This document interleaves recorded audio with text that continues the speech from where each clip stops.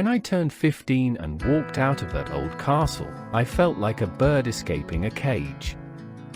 They had kept me cooped up in there for a year under strict rules, mostly just sitting around and washing pots. The day I was legally clear of them, I walked out those gates and didn't look back once. I was free, and I had a point to prove. Freedom back then meant getting straight to work. I stepped right out of that what they called a school and into the real world, and straight into the dirt. I traded the steam of the galley for the black dust of the coal mines, working maintenance alongside my uncle Walter, a master rope splicer. Out here, nobody cared about spelling. They cared about whether you could handle the grind and keep the machinery running. The real turning point came when I got assigned topside to work in the mine's maintenance shop. An old veteran welder up there took me under his wing. He pulled me aside and started showing me the ropes, how to strike an arc, control the heat, and run a bead of weld. The second I picked up that torch, something just clicked. I took to it like a duck to water. I picked it up so easily that for the very first time in my life, I realized, hold on. I've actually got a natural talent for this. It gave me a proper sense of pride and a skill I knew nobody could take away from me. I loved it. It was honest, heavy, practical work. I stayed down the pit until I was 18, finally walking away after a bitter dispute over my wages, because I was not on production, so I was paid less than the production people. The management told me when I was 18 and carried my own tools I would be paid as an adult. And they didn't pay me. I knew what my labor was worth, and I wasn't about to let anyone shortchange me. Now, right around that same time, I had a bit of a side hustle on the go. Right near where I lived, there was a big reservoir with a massive golf links wrapped all the way around it. As anyone knows, golf balls and water have a magnetic attraction. Day after day, golfers would slice their shots straight into the reservoir and watch them sink. Spotting an opportunity, I started going up there on my own. At first, I'd just hold my breath, swim down into the murky water, and haul up as many balls as I could find to sell back to the club for extra cash. I was making decent money, but I quickly realized, if I could just stay down there longer, I could clear out the whole lake. So, I saved up my money and bought myself a small air cylinder and a breathing valve. The very first time I strapped that tank on, sank beneath the surface, and took a breath underwater, everything changed. Floating around in the quiet, gathering up golf balls, I caught the diving bug bad. I loved the peace of it, and I loved being underwater. Looking back, it's funny how the pieces fell into place. Between learning heavy fabrication welding topside at the pit and learning to breathe underwater in that reservoir, the universe was quietly setting the stage for everything that was about to come. Standing on the edge of 18, looking out at a world that had offered me no head starts, a strange new ambition took hold. I had been deep underground, and I had been under the reservoir now. I wanted to see what was deeper underneath the water. I decided I was going to start scuba diving. There was just one problem. There wasn't a British sub-aqua club, BSAC, anywhere near me. No gear, no lessons. But if my childhood had taught that if the door is locked, take it off its hinges. The lack of a club wasn't a stop sign, it was just the opening frame of the next chapter. One of the biggest problems I had: where am I going to get my cylinder filled? It wasn't a big cylinder, it was a 40 cubic foot cylinder, which is not much bigger than a little fire extinguisher, but the pressure that goes in there is 2000 psi. I had a relation who was working in the Manchester fire station, and he said that he would get it filled for me. I had to get a bus and put the cylinder underneath where the suitcases went. And a bus back. Sometimes some of the conductors had a little moan about it. I always told him it was empty. It didn't take long to find an opening in the welding trade, but when I got a job at Fairey's Engineering, a massive factory in Stockport famous for producing military bridges, medium girder bridges, used by NATO forces. My job was in the nuclear energy department, where they built reactor cores, fueling machines and nuclear power stations like Dungeness and Trosvin. I knew right away this was the big leagues. In those days, British heavy industry was ruled by the big unions, and for welders, the boilermakers were at the top of the tree. Securing that white boilermaker's union card was like being handed the keys to the kingdom. It meant you were the real deal, opening doors right across the Manchester area. To prove your skill, you had to pass a grueling test, 2 heavy pieces of 1-inch thick steel plate, deeply bevel prepped for a full penetration weld. You'd lay down your beads, finish the joint, and then they'd march that plate straight off to the engineering shop to check for slag or hidden flaws. Here is exactly what was happening behind closed doors. They loaded your job into a horizontally a hydraulic press, a plunger and die bend jig. A heavy, hardened steel former pushed down right on the center of the weld seam, forcing the strip into a tight 180-degree U-shape around a central mandrel. Bending a 1-inch cross-section to 180 degrees puts the outer curve under extreme tensile force. It stretches the steel to its absolute limit. If your weld had clean penetration and full fusion, the steel stretched like rubber without tearing. But if you had even a tiny speck of trapped slag, a cold lap, lack of fusion between passes, or a microscopic crack, the tension focused right on that flaw. The weld would open up into a tear or snap cleanly in two. In most codes, any crack or opening larger than 3 mm meant an instant fail. This was the ultimate truth teller for heavy multipass stick welding. Cutting and polishing, the inspector sliced a sample coupon straight through the cross-section of your weld, exposing every layer you laid down from the root pass to the cap. They took the cut face to the grinding wheel, then polished it with finer and finer emery paper until it was as smooth and reflective as a glass mirror. The acid etch, once it was mirror smooth, they swabbed the surface with an acid etching solution, most commonly nitrile, a mixture of nitric acid and alcohol. The verdict, passing both a 180-degree side bend and a macro etch test on a 1-inch plate, proved that your weld had 0 internal defects and was as strong as the original mill-rolled steel. That's why holding a Boilermaker's card meant so much. It proved your work could hold under extreme pressure without ever letting go. As tough and rewarding as the welding work was, life outside the bay was moving at lightning speed, and in the best possible way. I got married to Maribel, and before long, our home got a whole lot livelier with the arrival of 2 beautiful baby girls, Yolanda and Belinda.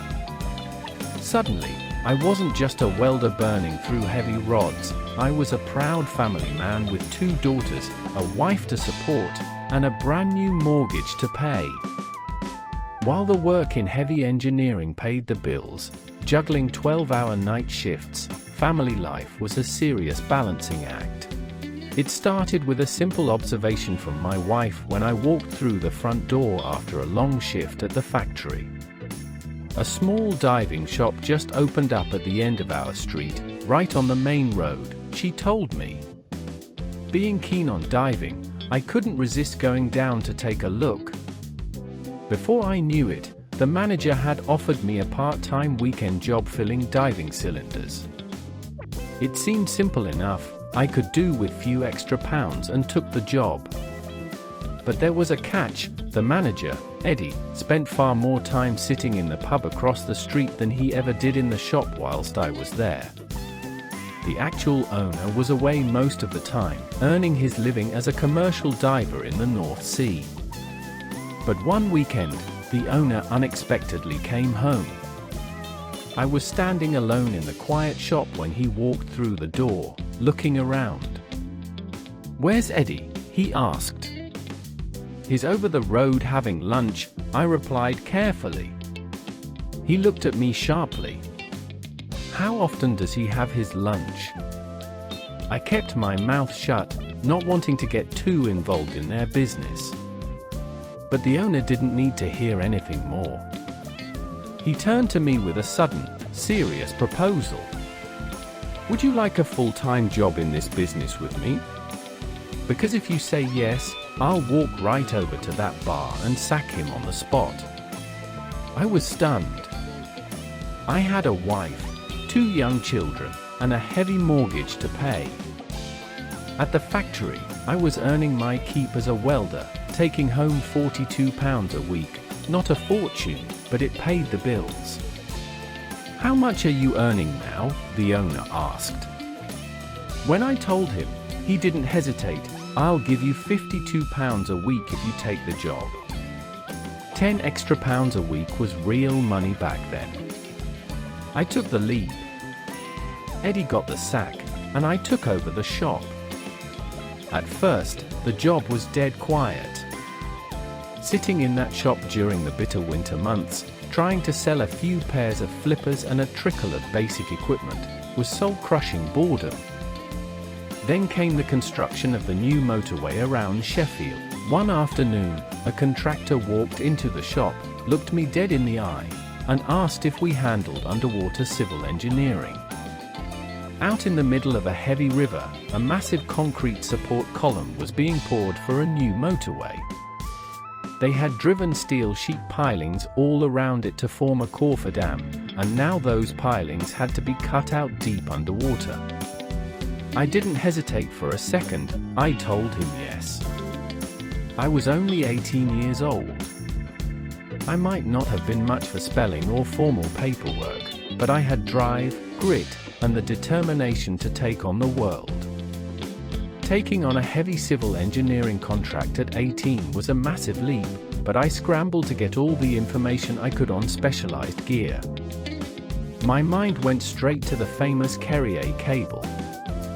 Reg Klukas, who had become a bit of a friend of mine over the previous few months, had completely revolutionized underwater burning and thermal arc cutting with it. Before Reg's invention, divers were forced to constantly stop and swap out rigid burning rods.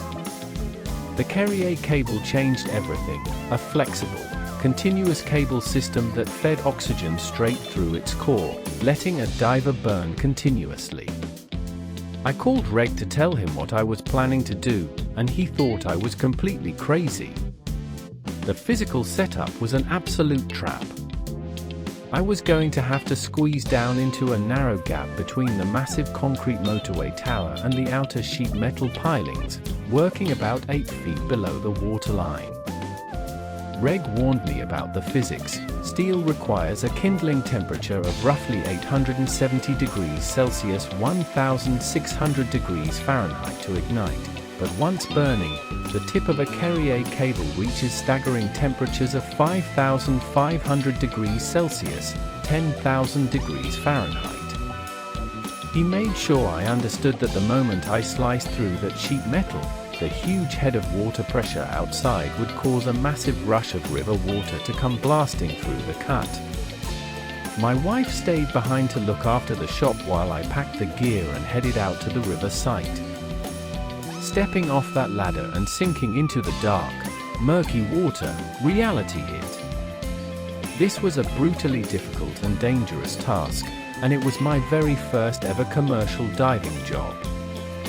The moment I struck the arc and started burning, the intense, roaring thermal reaction was so extreme that it melted the screen on my face mask. On top of the heat, just as predicted, as soon as the cable sliced through the piling, a dead rush of water came violently blasting inward through the open seam. The suction and pressure differential were terrifying, threatening to pin and crush me hard against the concrete column. I had to adapt on the spot to survive. To stop the river pressure from pinning me to the concrete pier, I had to bring down timber and shutter the gap up with wood as I worked, holding back the rush of water so I could keep moving along the cut line. It was an exhausting, relentless grind. I spent almost 2 full weeks down in that cold, pitch-black water, managing the shuttering, handling the extreme heat, and carefully cutting away the pilings piece by piece. Against all the odds, at 18 years my very first underwater job pulled it off and finished the project successfully. That single contract kick-started my entire commercial diving career, setting the foundation for everything that followed out on the rigs and deepwater sites for decades to come. I brought in good money for the dive shop on that job, and a few others like it. But when it came to my pay, the owner barely gave me an extra penny for risking my life. Not long after, an old friend named Tony, a bloke I dived with back in the early pioneer days, walked into the shop with an offer that would change everything. "I can get you a job with North Sea Diving Services," he said. This was 1974, the early, Wild West days of offshore commercial diving. You didn't need a stack of certifications or licenses back then, you just had to be tough enough to survive the brutal conditions. Tony looked me dead in the eye before handing over the contact details. "If I get you this job, promise me one thing, you won't get killed out there." When you went up to the North Sea in those days, you stepped right into an industry with zero regulatory safety net, primitive equipment, and a terrifying casualty rate. Oil companies were in a mad rush to build platforms and lay underwater pipelines in some of the most treacherous waters on Earth, and divers were right on the front line. Severed umbilicals were a constant threat, boat anchors, falling steel structures, or ship propellers regularly cut through air lines. Over 55 commercial divers would lose their lives in the North Sea before 1979. Men were literally dying for oil every few months. But the money was just too big to resist. I was risking everything for my family, and this was our chance. I couldn't reach the shop owner to tell him I was leaving, but I couldn't afford to wait around either. My wife stepped up without hesitation to run the shop, selling the odd pair of flippers while I headed north. I was only supposed to be gone for a week. I ended up staying for over a month, pulling hard shifts in brutal waters and earning serious money. When the shop owner finally found out where I'd gone, he went completely ballistic. When I finished the work away, I thought the hardest part was behind me. I was wrong. The real danger didn't come from the North Sea, it came from the owner, Charlie. Out of nowhere, Charlie demanded half of all the money I had earned on the job, claiming I was still technically employed by him. When I flatly refused, his anger turned sinister. The threat started, direct, terrifying threats against my wife and my children. One evening, I couldn't take the shadow hanging over my family any longer. I went down to the local pub, waiting to confront Charlie face to face and sort things out once and for all. As I stood there waiting, 2 heavyset men came up from behind me without a word. Before I could even react, they grabbed me and smashed my face directly into the brick wall, nearly breaking my nose. Bystanders rushed out from the pub and pulled them off me, keeping the attack from turning even worse. Bleeding, shaken, and bruised, I went home, only to find that fear followed me right to my own front door. We were living in constant terror, stuck in a desperately dangerous position, never knowing what was coming next. Seeing what was happening to us, someone in the neighborhood decided to take matters into their own hands. In an act of pure vigilante revenge, they went down to Charlie's dive shop, smashed the front display windows to pieces, and slashed all 4 tires on his car.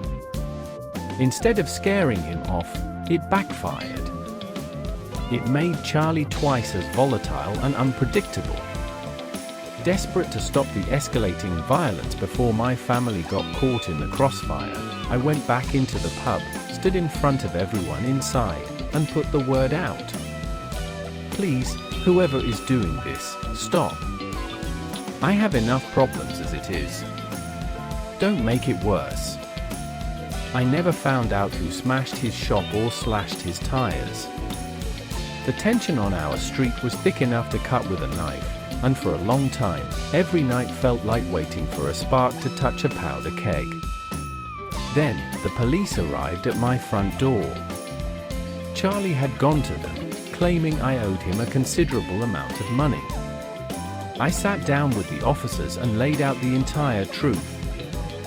I explained the threats, the assault, and the fact that I had just been offered a massive opportunity to go work with North Sea Diving Services.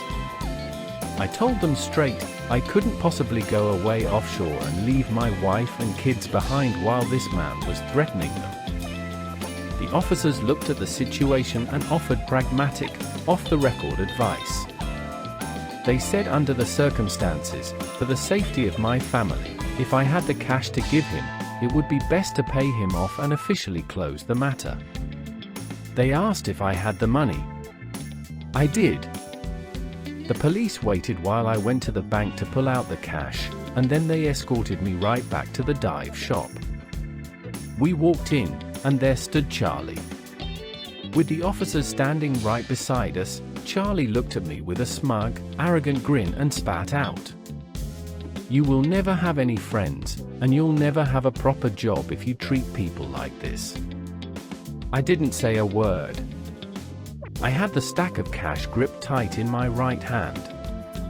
I leaned right across his desk and punched him square on the nose with the fist holding the money. Charlie went stumbling back, clutching his bleeding face, as the money scattered across his desk. The police didn't move a muscle. They didn't arrest me, and they didn't raise a voice.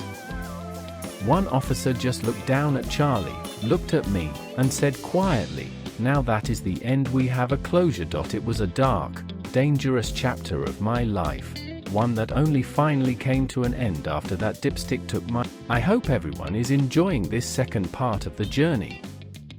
When I started putting this together, I never imagined there'd be quite this much ground to cover. But as it turns out, we've got plenty more to get into, which means we're going to need a part 3. Bear with me just a little longer and I'll have it put together for you soon.